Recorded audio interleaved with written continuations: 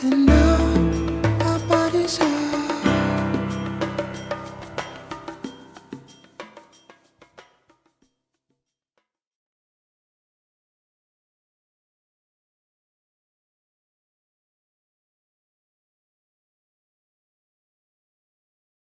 Who is Kaila M. Skates?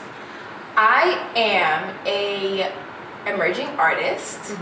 I am 24 years old. Wow, I had to think about that for a second. I'm 24 years old. I am from Jamaica, New York. I began dancing around the age of 14, between 12 and 14. And I have been dancing ever since. I typically do contemporary dance, I do hip hop, I pretty much dabble in a lot of things, but primarily I do contemporary dance, ballet, and modern. Oh, nice. You kind of went through all my first three questions, which is cool. So I know you said you dabble in a lot of different genres. So your favorite, what would that be? My favorite genre of dance would definitely have to be contemporary ballet. Yes, nice. Without a doubt. Definitely contemporary ballet. And I would say that Horton would be like a close second. Ooh, yes, lines. Yes, a lot of I love lines. Lines, give it. Yes. So why? What about it? Contemporary ballet, I think, is one of my favorite genres of dance in general, just because when I first began dancing, I didn't have a lot of individuality to me. I was a taught dancer, like I learned how to dance. It wasn't just innate. So when I was learning how to dance, it was a lot easier to replicate things that were very concrete. This is a tendu, this is how your foot should be, this is how your point should be, this is how your back should be. Right. It was very concrete, okay? So it was a lot easier for me to understand. So I began to really focus on ballet just in general. And then as I began to get this sense of my own movement, I started to notice that I move in a very fluid way.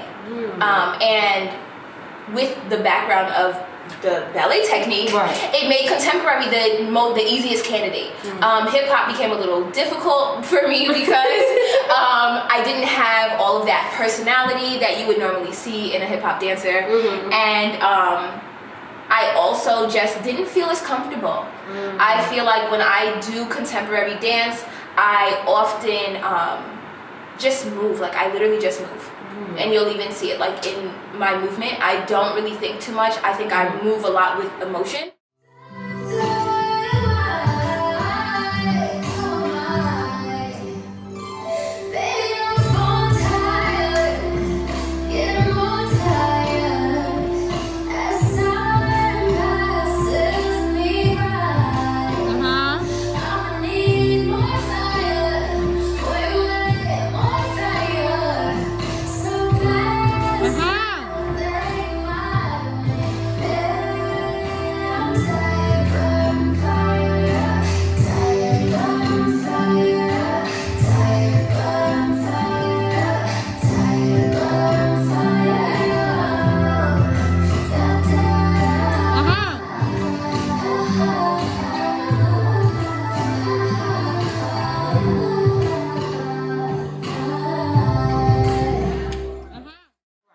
And that's easier in contemporary dance. Horton is actually something that I started recently.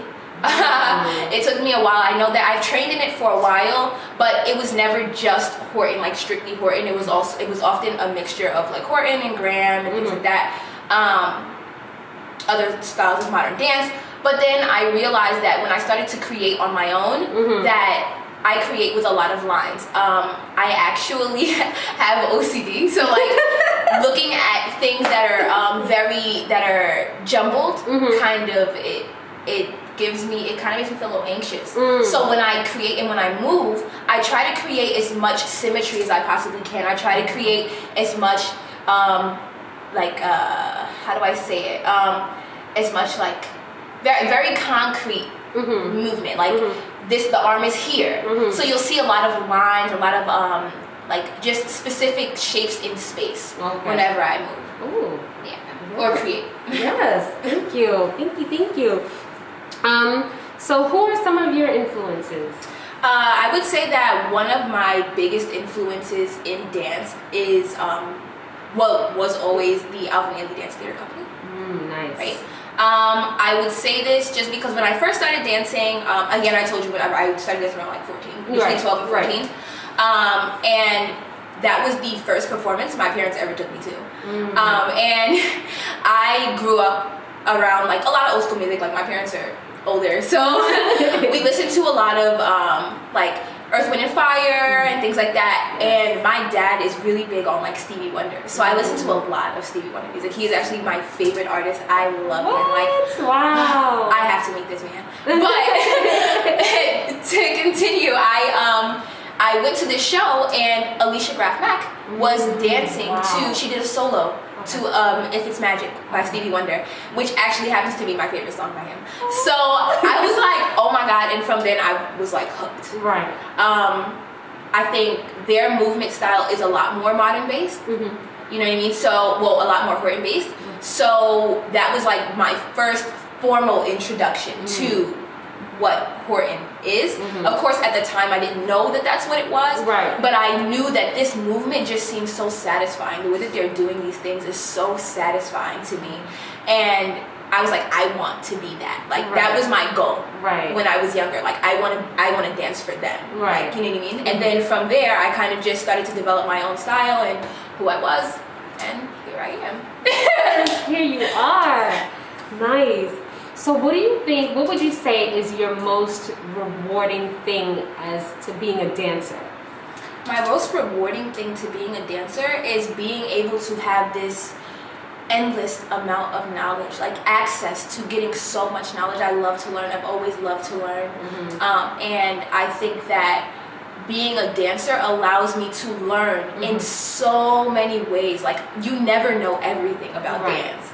And I feel like that is the driving factor. It's like, I want to do this and it looks so beautiful. Like, how is it done? Why do we do the things that we do? How do we create the way that we create? Because the typical person can't do that. You know what I mean? So I think that's definitely one thing that really drives me. And then as well as not only receiving knowledge, but the exchange of knowledge. I love to share the things that I know. I love to teach people. I love to teach adults, kids, anybody that's willing to learn. I'm willing to give you the information. Like just having that exchange. So and it's so pure. It's so pure.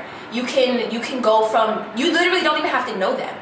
You can learn all of these things from just watching people or just listening to them speak, just watching them move. You know what I mean? It's so open. It's so you just have so much access to everything, especially in a world where we're not given access to a lot of things.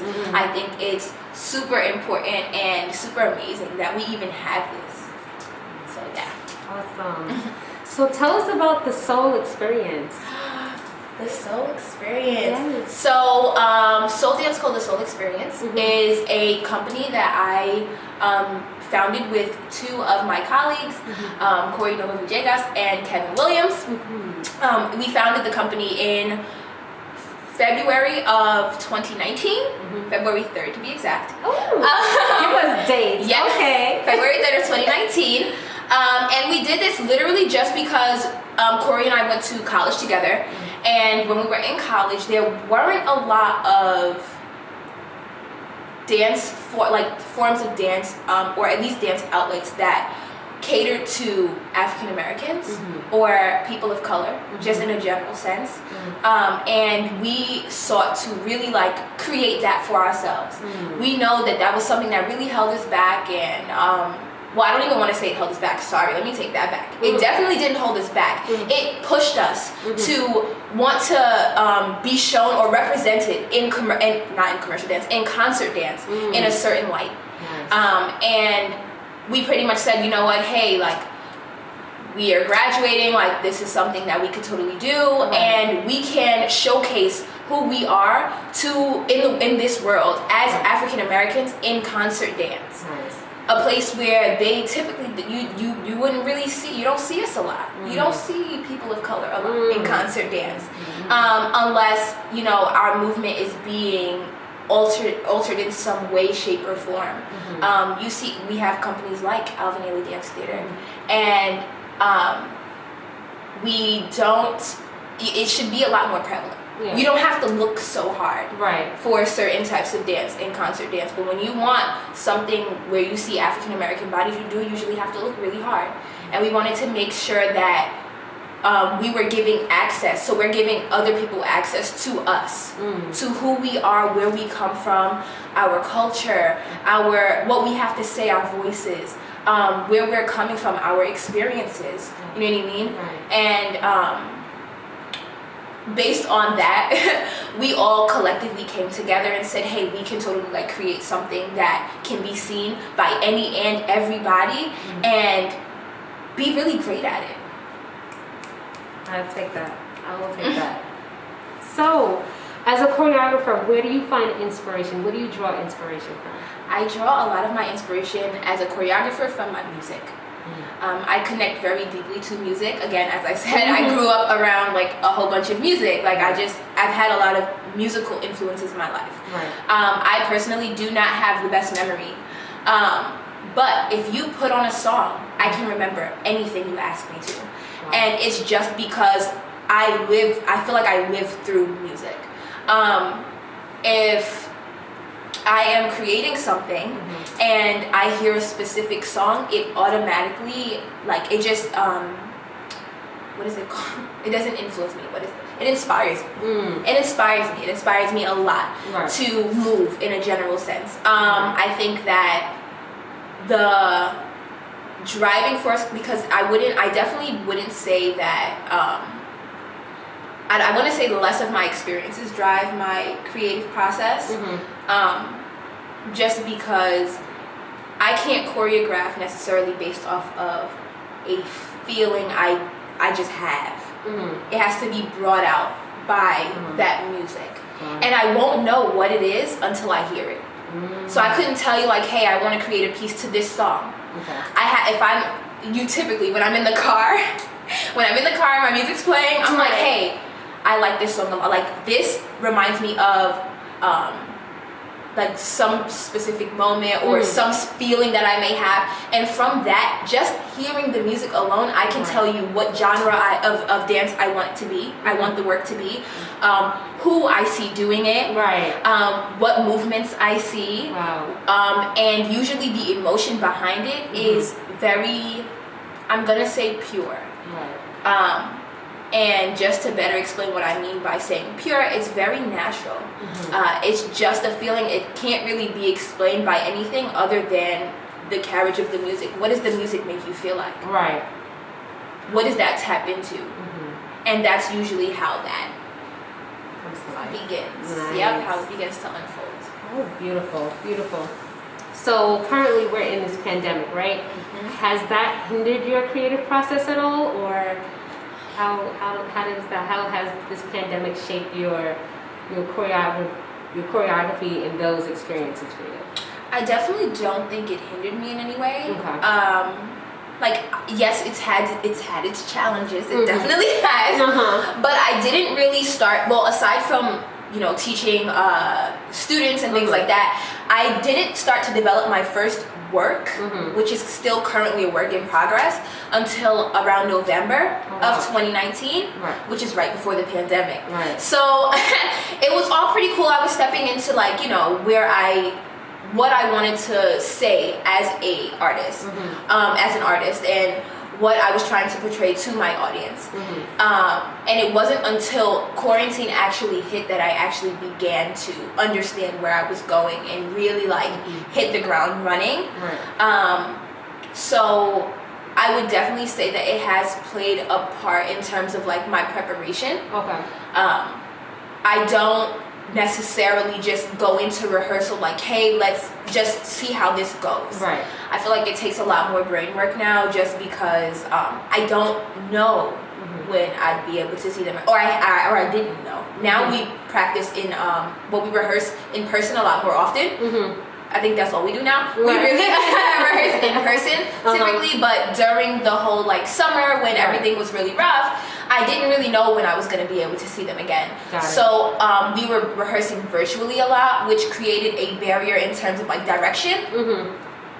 I think creatively that definitely helped me because it allowed me to process what it is that I actually want to say and what I want to do with a lot more clarity. Got it. You can't be so, hey, move this arm this way. You need to be specific. What arm is moving what way? What quality does it have? Which direction is it using? Even to the simplest of like, hey, I want you to move your right arm toward the left. You know what I mean? Getting those directional things in there, it allows me as the creator, as the artist to internalize what it is that's actually happening so that the next step doesn't seem so far-fetched or so far away. It's very clear what I want to say, and then in turn I end up seeing a lot more of what I want to see once I get into the space because my dancers know what I'm talking about. They know how I'm communicating with them, and we're all on the same page. Nice. So what would you say is one of your biggest flaws?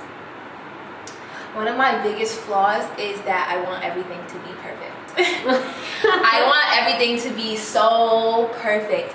I want everybody to look exactly the same at the exact same moment and it just do what it does. You know what I mean? And I think that at times that can hinder me because we're all different. And I totally understand that. I get that. Like, we're all individuals and we all can't be the same.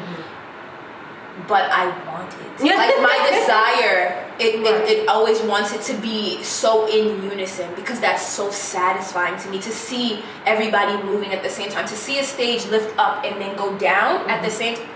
Are you kidding me? Who doesn't want to see that? You know what I mean? So I think that's definitely one of my big flaws is wanting everything to be perfect, but it's just because I'm passionate. I just want to see it do what it's supposed to do, and at this very specific time. What else would I say? You have more. Yeah, I think it's definitely related to like the perfection of everything, but also like it's very hard to please me in terms of like just getting what I want. Whereas another artist, you might say like, hey, we went to a rehearsal, everybody worked super hard, it was really great, that was awesome. Like, that would be enough for somebody to like sleep at night. It just never feels like enough. I always want more because I know that like there are so many things out there and it could be so much better. Like, I think it's because I'm very hard on myself. I'm very hard on myself. So I could say like, I have no problem telling my dancers like, hey guys, you did amazing, because I know that they do amazing. They come and they give me their all and it's great. I love it and I really appreciate them for every aspect of that. It's more so a personal thing where it's like, you know, I get it, I see where it's going, but this is not it yet. Like, it's not it, and I can't rest until it is. Got you. I felt that. So tell us about a failure that you cherish the most. A failure that I cherish the most.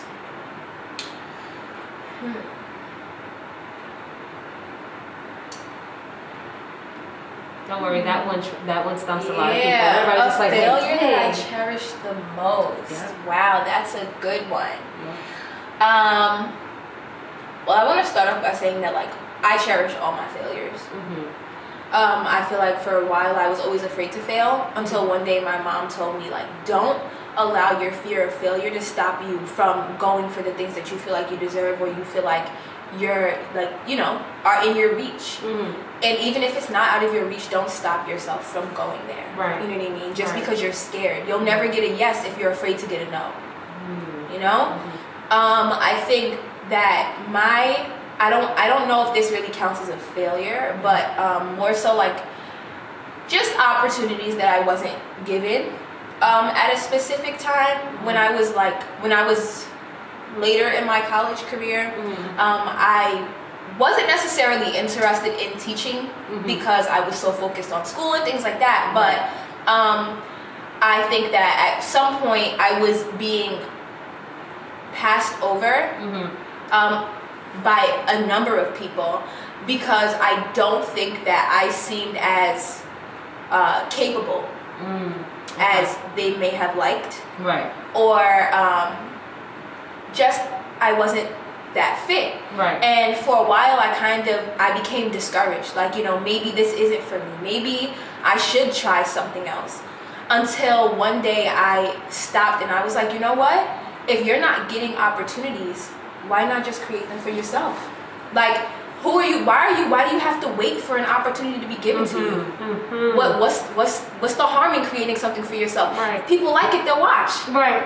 If people love it, they'll join you. Right. And if they don't, it's okay because you did it for you, not for somebody else. Right. You created it so that you could do what you wanted to do. Right. You know what I mean?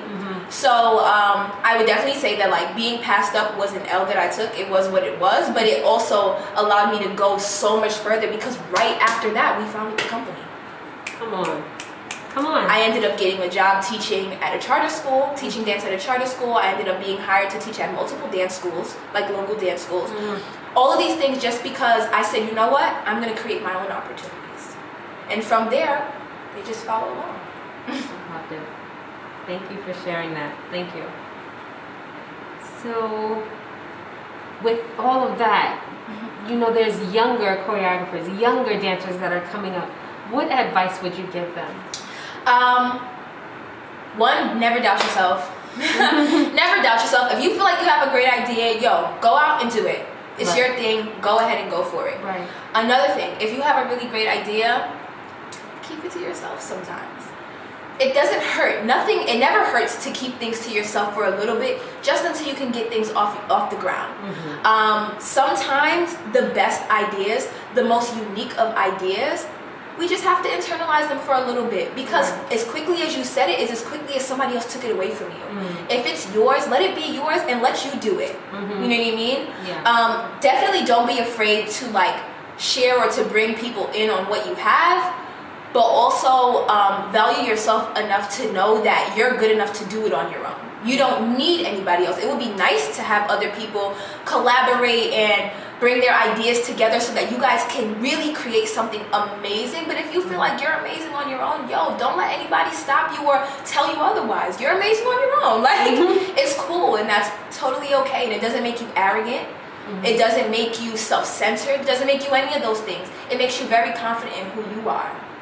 But also, don't forget that in being confident in who you are, there's a respect that must exist amongst all artists. Everybody must be respected in the same way that you want to be respected. So don't feel like you have the best ideas and you're the best and nobody can touch you. Because then nobody's going to want to touch you. Nobody's going to want to be in projects with you. Nobody's going to want to do anything with you. But, you're great in your own right. Definitely be the best that you can be and don't let anybody limit you or feel like you need to limit yourself so that you can fit in with other people. It's okay to be outside the circle. It's all right. Because what are people going to do? They're going to turn around, they're going to be like, that's really cool. What you're doing is super dope and I actually want to be a part of that. So, be you. Go extra hard for you. And just be open to like everything. Love that. If you were to change one thing about the dance industry, what would that be? If I could change one thing about the dance industry, it would be probably just how like open it is and how much people have access to. I don't feel like I don't feel like there's a lot of access to certain things, and this is why. You have to know this person and that person and this person and that person to accomplish certain things or feel accomplished. I don't feel like that should be a thing. If I'm talented and I have something that I need to say and people are willing to listen, it shouldn't matter if the top 1, 2, and 3 people watched it. If 5 million people below them watched it, why do I need recognition from these 3 people when all of these other people like what I'm doing? It shouldn't matter. It shouldn't take me going the extra mile to impress people that don't really care about what I have to say when I could just cater to the people that care about what I have to say and really want to listen. And it comes from a more genuine place. You know what I mean? Once you have to start to alter what it is that you're trying to say to please certain people, it's no longer genuine. It's no longer something that you wanted to say. At that point, is it even worth saying? You know what I mean? Like, if you're not going to say what you originally intended, why speak? We speak because we speak from our hearts. And that's one thing that us artists have that a lot of other people in this world don't. We only act on passion. Like, this is literally something that comes from within us. Nobody can take that away from us. We have something nobody can ever take away. So why be in a space where there are people that are artists just like you that feel that they can take that away from you? I don't feel like that should be a part of the industry. I feel like everybody should just be able to do what they do, and those that like it can watch, and those that don't, they don't have to. Right now, I feel like everybody wants approval. Everybody seeks approval. That should not be a thing. Like, it doesn't matter what you're doing. If I don't like it, okay, great, scrolling past it. Right. Why does it matter? Like, yeah. why does it have to take any the place of your success? Why can you no longer be successful because I don't like your stuff? Right. That's not fair. Right. Yeah. So I know we hear this trending phrase for the culture, doing this for the culture. So I want to ask you, what does culture mean to you? What does culture mean to me? I think to me, culture is definitely something that we create. For, I want to say all of 2020, I have battled with like this feeling of like, I don't feel like I have a culture. Or I didn't feel like I had a culture. I didn't feel like I had roots that I could say, we do these specific things for this specific reason.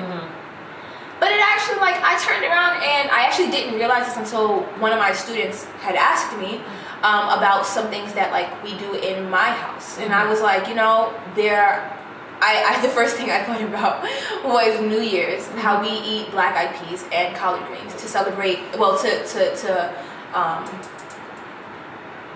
symbolize the pennies and the dollars that you hope to come for your household within that year. Right? That's something that we do traditionally. One of my students was like, hey, I thought we only did that in my family. It wasn't until then I kind of was like, you know what, maybe all these little things that we do actually do make up our culture. Even if it's not something that's widespread across everyone's household, what you do in your house is your culture. It doesn't matter whether you're African American, whether you're Jamaican, whether you're whatever you are. What you do in your house is your culture. It's up to you. So I say all that to say that culture is literally what we create. If you have a ritual where you clean every Sunday, that's a part of your culture. Like, it's who you are, it's where you come from. And it's also what you want to create for yourself. You can add to your culture. So even if it's not something that you did every day growing up, or, you know, seasonally growing up, if you do it now, or you want to do it now, make that a thing. Make that a thing. Like, I know that growing up, like when I was in church, we used to celebrate Kwanzaa. But, you know, as I got older, we didn't really do it as much. That's something that I definitely want to add to my culture for my daughter. That's something that I want to be a part of her, a part of who she is. Our culture is literally who we are. Who are you? You know what I mean? So, yeah. So explain how your culture ties into your creative process as a dancer and choreographer. My culture ties a lot into my creative process, just because it forms a lot of like the ways that I feel about things, the way that I internalize things, my exposure to music. Music plays a major part in my culture. So the way that I connect with that, the way that my body connects with movement, and just the way that I connect with other people. I'm a very social person. I've always been that way. Everyone in my family is that way. That's just what I was raised around. We're very people. I'm a people person. I'll take it. I'm a people person. So it allows me to connect through. It allows me to connect to other people or other individuals, other artists through that. It makes it a lot easier for me to speak to people and to be around people and to portray what I'm trying to get other people to understand.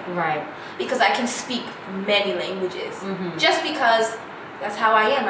I've been around so many people. I can pretty much interact with just about anybody and have it be something that is impactful to someone else. Nice. So what is your contribution to the culture? I don't understand that question. So what do you offer to the dance community? What is your contribution? I think my contribution to just dance culture, our culture, all of this is being not only a body but another voice, another person that you can come to and say like, hey, what's your story? And I can tell you a million things. Like, what do you know? And I can give you so much knowledge, like things that people that are probably like 10, 20 years older than me probably have never heard before. And I do these things because it makes me feel good. It makes me feel good to know that I can contribute to something that a long-lasting story, a group of people that aren't heard by many, because truth be told, like, our artistry is respected amongst us artists, but like outside this doesn't mean much to anybody. You know what I mean? Like, they don't see the passion, they don't see the drive, they don't see how important it is to us. You know what I mean? Even the other day, I was watching Soul. Oh, nice. And his mom said, can you eat dreams? And no, you can't eat dreams. And he said, well, I don't want to eat. Wow. That's a feeling that I am very proud to contribute to. I'm a firm believer in, hey, if I can't eat dreams, I don't want to eat, because this is what I live to do. You know what I mean? And I feel like in this community, I offer a lot of what that stands for. Just going for it, being who I am, my genuine self. Right. Very pure, very me. Right. You know what I mean? Like, right. and yeah. Okay. Cool. So I'm going to give you either or, like a preference, and you have to pick one or the other as fast as you can. Okay. Okay, you ready? Yep. I'm Okay. ready. All right. Ballet or modern? Ballet. Sneakers or heels? Heels. Day or night? Night. Teaching classes or performing? Teaching classes. Jazz or contemporary? Contemporary. Wine or twerk? Wine. Homebody or outgoing? Outgoing. Reese's or Snickers? Reese's. Girly girl or tomboy? Tomboy. Dance technique or dance popularity? Dance technique. Oh my god. Winter or summer? Summer. Captain Crunch or Lucky Charms? Lucky Charms. Hip hop or R&B? R&B. Splits or leg extensions? Splits. Ooh! Ooh, that was intense. I think I wanted to say leg extensions for the last one, but it's okay though. It's okay. I'm gonna keep the splits. I'm gonna keep the splits. Okay. So this next portion and last portion is a section that I call cave in, and it's simply where you grab that jar, you mix those, mix those things up in there. You're gonna pick one, read it, and do it. Okay. Let's see what I'm not getting. Share on an embarrassing dance story. Oh my god. All right. Yes, keep it all the way real. Share. All right.